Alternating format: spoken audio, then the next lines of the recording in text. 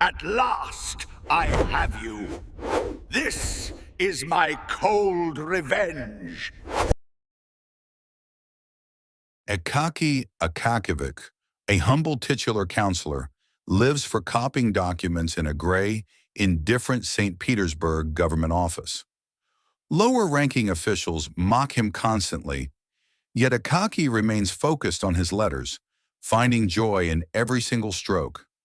One harsh winter, he realizes his old overcoat is beyond repair, as the fabric has become dangerously thin. He visits Petrovich, a one-eyed tailor who insists the coat cannot be patched and requires a total replacement. No, it's impossible to repair. It is too old. How do you mean?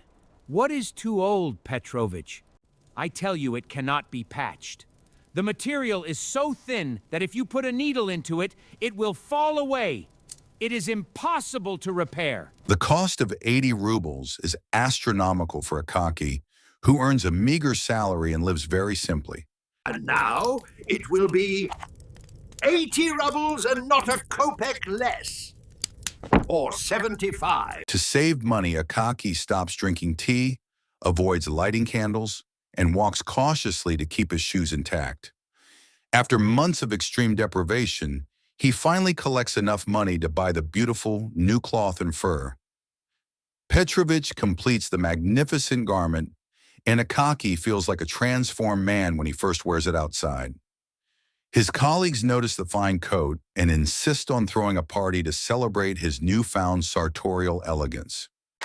You must give a party to celebrate your newfound sartorial elegance. Returning late from the festivities, Akaky is suddenly ambushed by tall, bearded thieves in a dark, lonely square. They steal his precious overcoat, leaving him shivering and devastated in the freezing, heartless night of the city. Akaky seeks help from a prominent personage, but the official merely yells at him to assert his authority. Broken by the cold and the official's cruelty, Akaky falls ill with a fever and quickly passes away.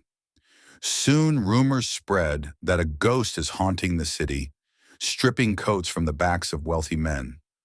The ghost finally confronts the prominent personage, steals his coat, and vanishes, finding peace in his cold revenge. At last, I have you. This is my cold revenge.